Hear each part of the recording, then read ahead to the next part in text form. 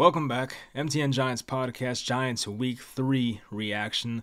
Didn't end too well. The first half of football, even like 2.5 quarters, was pretty competitive for the most part. But of course, the Niners pulled away as many expected.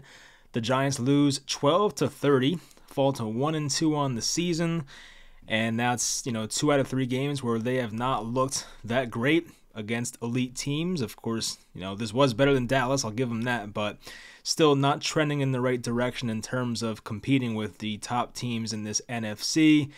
I mean, look, big picture-wise, we know the Giants are probably still a year or two away from being at that type of level, but you would hope that this team would show more fight. Now, to be fair, you're missing two very important pieces on offense in Andrew Thomas and Saquon Barkley. You missed Azeez Ojulari on defense. I get all that, but there were still things from this game that I just was not too encouraged by.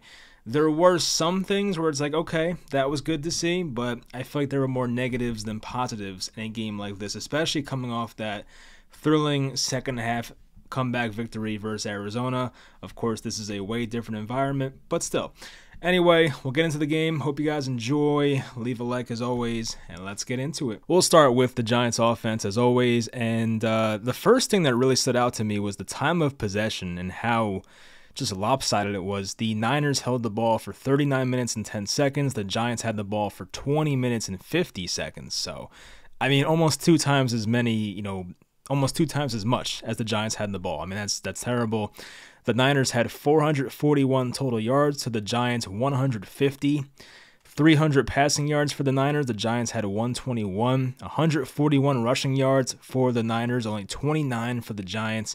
And it was, I did not expect the Giants running backs to have a good game in this one because without Saquon and versus a great run defense, it's tough to get things going.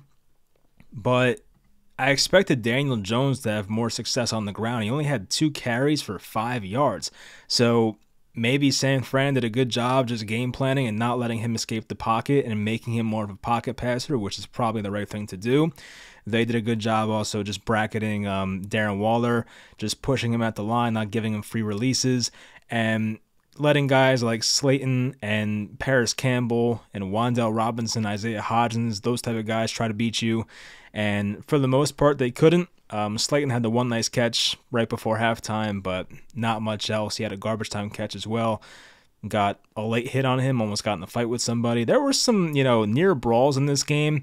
You can tell by the thumbnail, there was a guy getting punched in the face. There was A'Shawn Robinson getting punched in the face by Trent Williams, who didn't get ejected for some reason. I figured they would, maybe see what happened at halftime. I don't know if they could, go back and review something at halftime and throw a guy out. I feel like you may have to do it in the moment, but still, to punch some guy in the face, wasn't his face, it was his face mask, but still, it's come on, that's a little excessive there.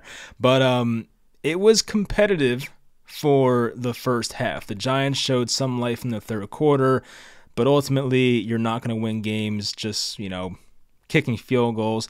The Giants had that one touchdown to Matt Breida. That was nice. You don't see that very often. The C is just open there for Matt Breida. You don't see the 49ers run defense, ever give up an easy kind of walk-in touchdown like that. The Giants offensive line was great on that particular play. There were also plays where the Giants offensive line was not good. There was the play where Shane Lemieux got destroyed by Javon Hargrave, who, terrorized us with the Eagles, and now he's back doing it with the 49ers. Evan Neal wasn't, awful. I mean, there was the one play that I do believe was more on Daniel Bellinger. I would say it's more on coaching because the whole just design of that play was so stupid. It was the second offensive drive.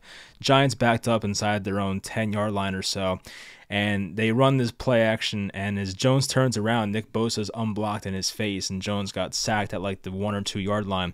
And for some reason, Bellinger was supposed to block Nick Bosa, but he wasn't even lined up in front of him. He was shifted over a couple yards to his right, and for some reason, he was supposed to be the guy blocking Nick Bosa on that play. And it's how did you expect that to work? Did nobody see this at the line? Did Daniel Jones not realize, hey, this might not work here? Who do you blame for that? I don't know. I just feel that was just doomed from the start, and that drive was just done for. They did get a nice punt by Jamie Gillen right after that, so that's the one positive, but like you don't want to ruin your drive on the first play getting sacked because the reigning defensive player of the year is unblocked. Like that's, you just can't have that. Marcus McKeithen had some bad moments. He had that one stupid face mask / holding call against him. He had a couple rough reps in this one.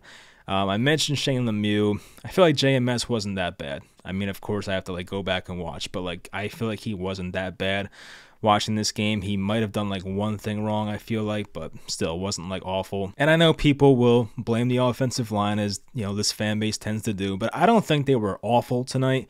Sure, there were a handful of plays where Jones had no chance and like he just kind of ran away or threw the ball away. And I don't blame him for that. But like I feel like for the most part, I feel like the pass rushes and offensive lines were kind of equal. Like the Giants actually got pressure on Brock Purdy, which was nice to see because the Giants had not been able to get pressure the entire season so far. I mean, it's only been 2-3 games, but still, like they have not shown much pressure. We saw the first sack of the season in this game from Kayvon Thibodeaux. We saw one later from Leonard Williams, which was nice to see because in my preview to this game, I was saying, hey, can we get a play from you guys? Like Leonard Williams, Kayvon Thibodeaux, can you make a play? So they did, but unfortunately didn't really change the final score.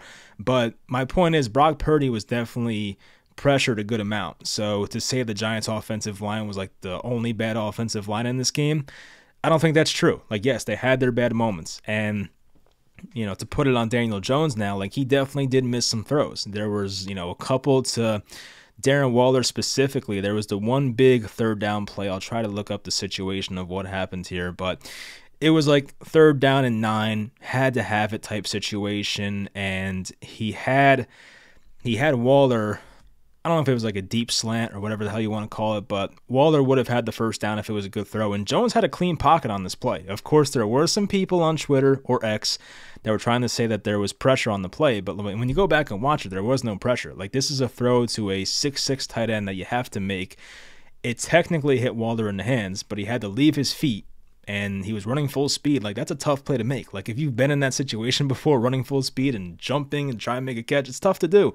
So I can't really put that on Darren Waller. I do think there was a throw to Waller that I do blame more on him than Jones, that I think most people would blame more on Jones, if that makes any sense at all. But there was the one play, believe it was a 3rd down as well, and they tried like a back shoulder down the right sideline. Giants were going left to right on the screen, and Darren Waller was just late to adjust to it, and I feel like if he adjusted earlier, he probably would have had it. Isaiah Oliver was the guy in coverage on that play. I'm trying to find like when that was exactly. I feel like it might have been in the first half, second quarter, late second quarter, but that play was big as well. I found that it was like mid 3rd quarter or maybe early 4th quarter. I put it was a 3rd and medium type play, and Waller should have adjusted to the ball earlier, is what I wrote.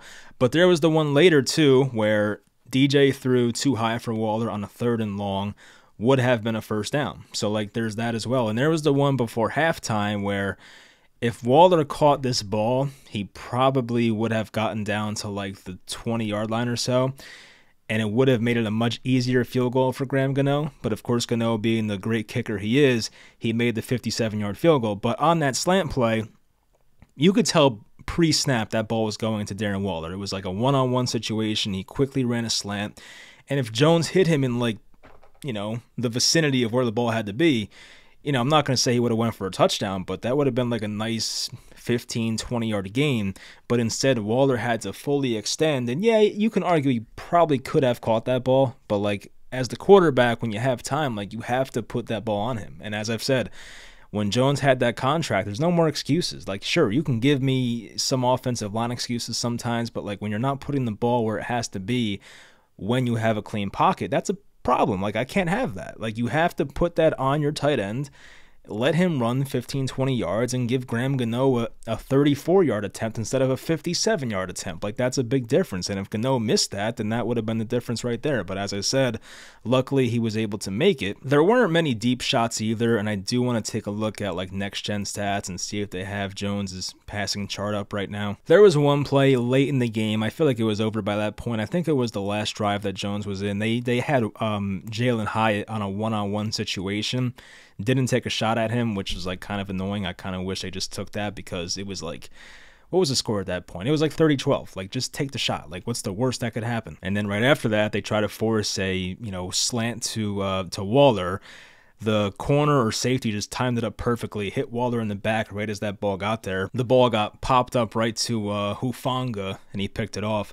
So I'm trying to load here. My internet's like garbage right now, so I'm going to try and go off the PC and see if I can pull up the next-gen stats charts. Hopefully it's there. Oh, yes, here we go. All right, so Jones had no throws attempted over 25 yards, which, like, it makes sense. There's the one deep throw to Slayton down the left sideline, which is obvious. Actually, no, that was incomplete. Who the hell was that to? I forget that play. There's one down the right sideline for about 24 yards as well.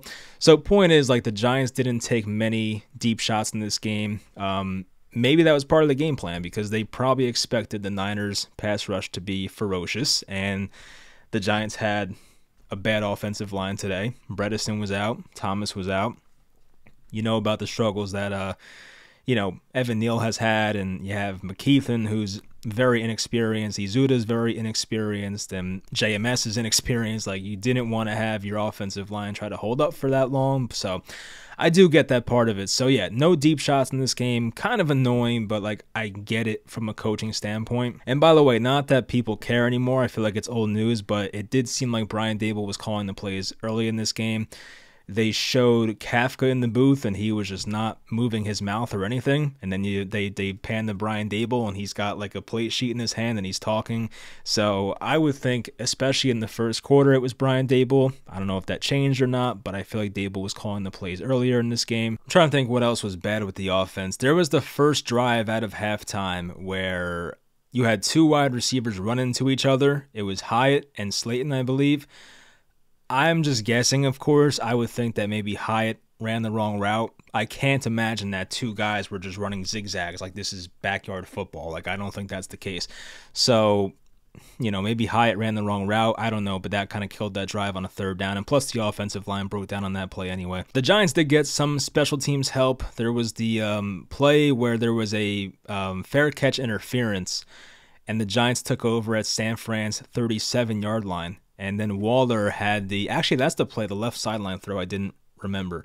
So there was the left sideline throw to Waller where it forced a flag for pass interference. And by the way, so many flags tonight. So many. Like, there were some dumb ones. There were some that were, like, warranted. But I feel like on national TV, these refs really wanted to have some airtime because, my God, some of these calls were soft. I mean, of course, as I said, some are warranted, but just crazy. Anyway, so they had great field position, the PI after that, and then Matt Breida scored the touchdown to make it a 5-point game. They failed the 2-point conversion. So, I mean, that's it. You pretty much had the interception just under 4 minutes to go. That was pretty much it for the offense. But I read out the stats, like the total yards and everything. It just wasn't even close. The time of possession was just, I don't know, just not even close. So there were a lot of penalties, yes. So 12 total penalties, 71 yards for the Niners, only 37 for the Giants, but still, like, that's just 12 penalties is pretty crazy. The Niners also ran 78 total plays to the Giants' 46. The Niners were 9 for 16 on third down, which we'll get to in the defensive part coming up. They also had 26 first downs. The Giants only had 10. 26 to 10 for first downs.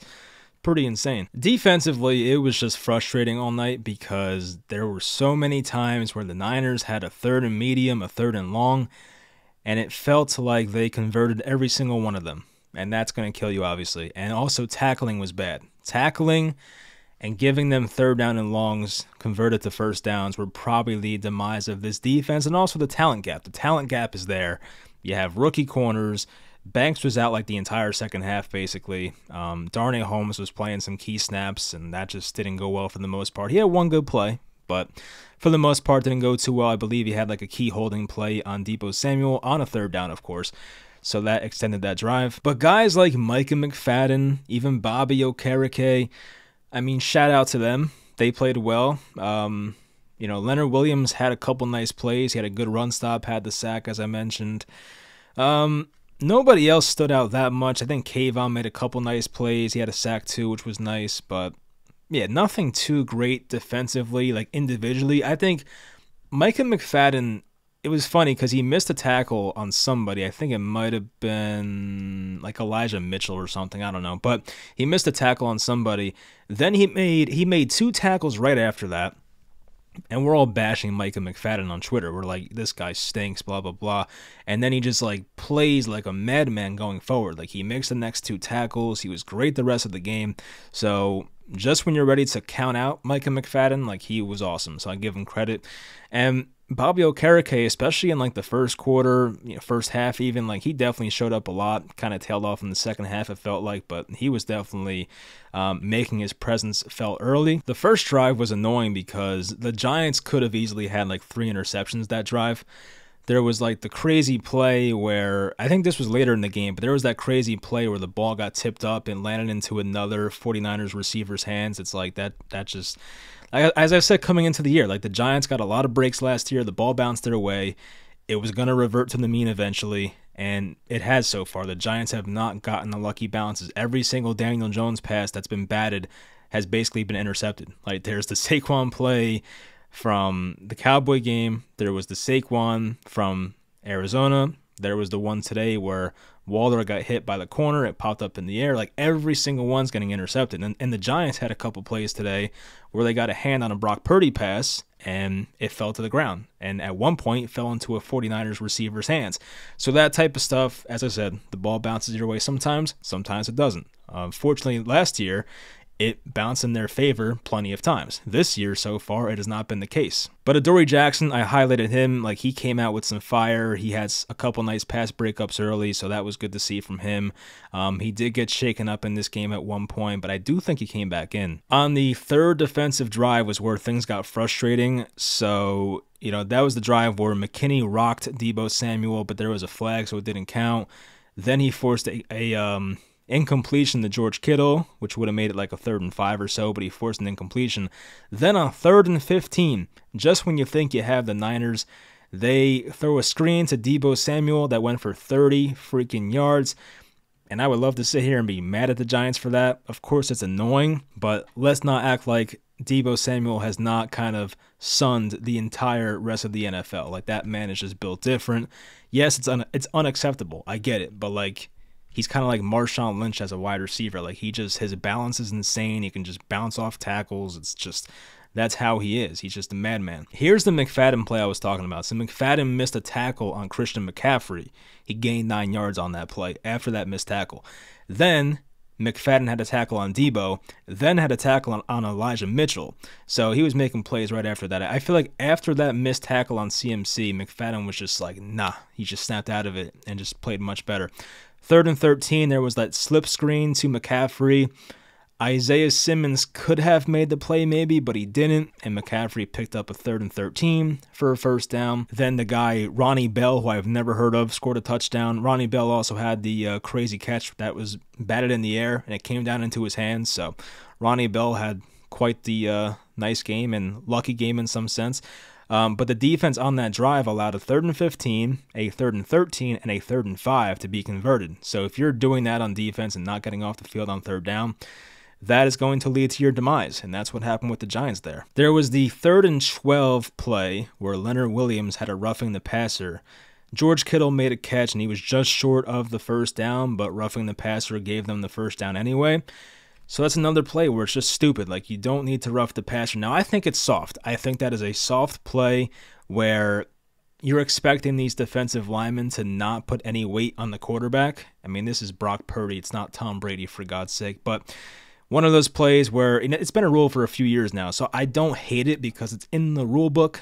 But at the same time, like, you're watching this and being like, how the hell is Leonard Williams supposed to not put any weight on this quarterback that he's tackling? Like, it just makes no sense. So he put too much weight on Brock Purdy. They called roughing the passer, and they got a first down. Then right after that, McCaffrey had the rushing touchdown, so that drive ended pretty badly. There was that play. It was the first play right after the Matt Breida touchdown to make it a 5-point game, 12-17. First play for the Niners was a huge gain by Deebo Samuel. He had like 4 broken tackles, and that was the story of the night. Every time the Giants did something, it felt like, when they did something offensively, it felt like the Niners would get the ball and do something right away on the first play. That's what it felt like. And Deebo did that on this first play.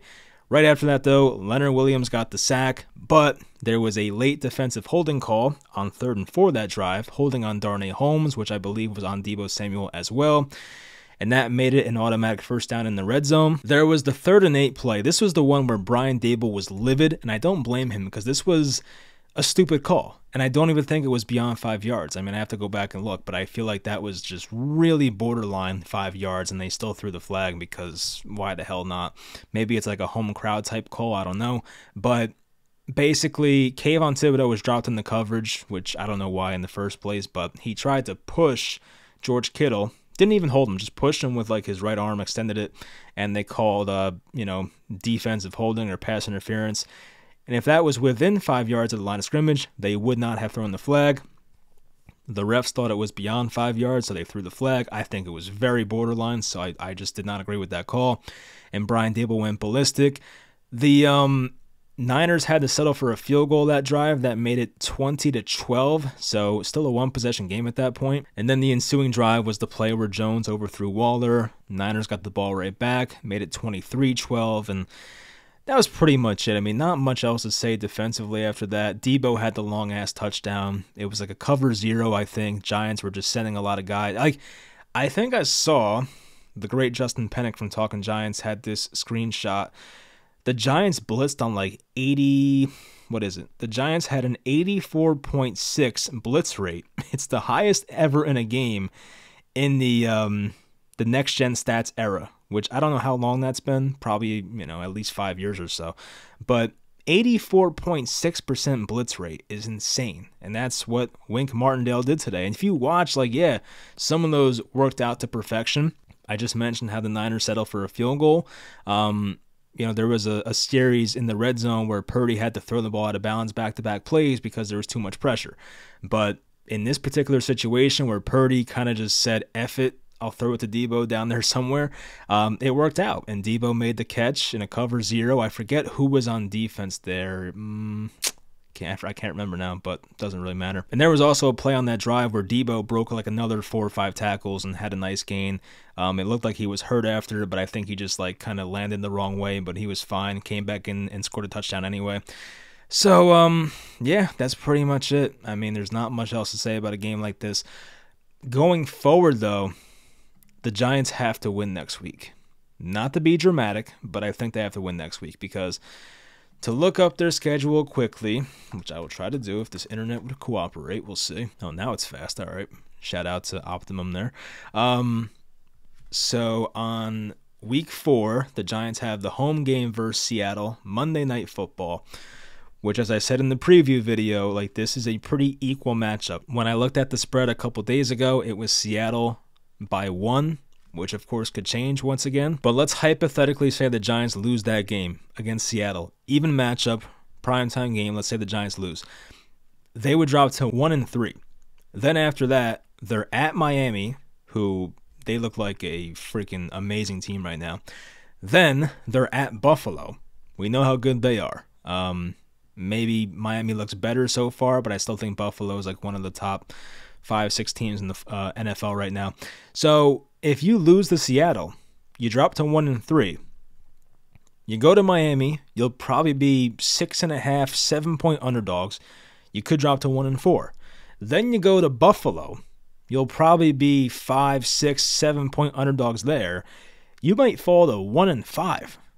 You have to win against Seattle. That's a must win in my opinion. If you drop to 1-5, I mean, sure, you can bounce back and win 3 straight against Washington, the Jets, the Raiders, but you're asking for a lot there.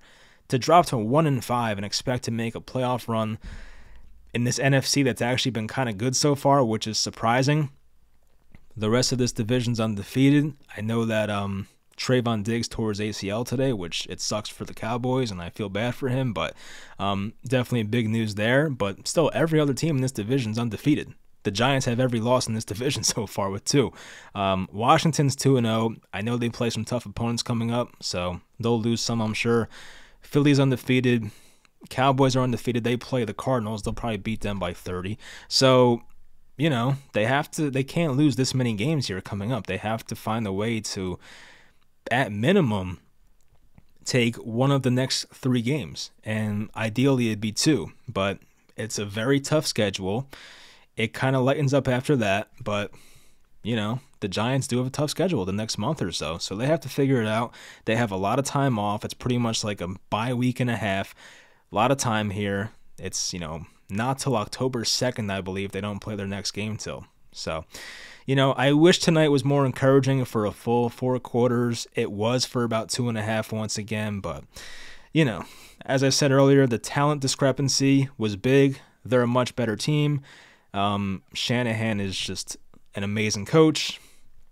And it's frustrating because, especially on the first drive for the Niners, because they should have had 3 interceptions. But I'm watching Brock Purdy. I'm like, this guy's not even that good. Yeah, he made some nice plays. He made that great out route throw to Kittle where he was pressured. He made the great throw to Debo for the last touchdown. He made some plays, of course, but he also threw some some ducks. It was 2015 Peyton Manning type throws. It was bad. So unfortunately for the Giants, no turnovers so far this year, none today. So the defense has yet to do that. They at least got 2 sacks today, so I'll give them that. But still, through 3 games, no turnovers for the Giants defense. Maybe that comes to an end versus Geno Smith, who is not as turnover prone as he used to be, but Geno, he'll make some mistakes here and there still. Anyway, that'll do it. It's past midnight. Got work tomorrow, so we'll rant about the Giants another day. But yeah, hope you guys enjoyed. 1-2 start, but it's a tough schedule, and at least they won last week, because if they got off to an 0-3 start and had this schedule coming up, probably would have been nail in the coffin time. So at least they came back and had that comeback in Arizona. But anyway, hope you guys enjoyed, and I'll talk to you guys next time.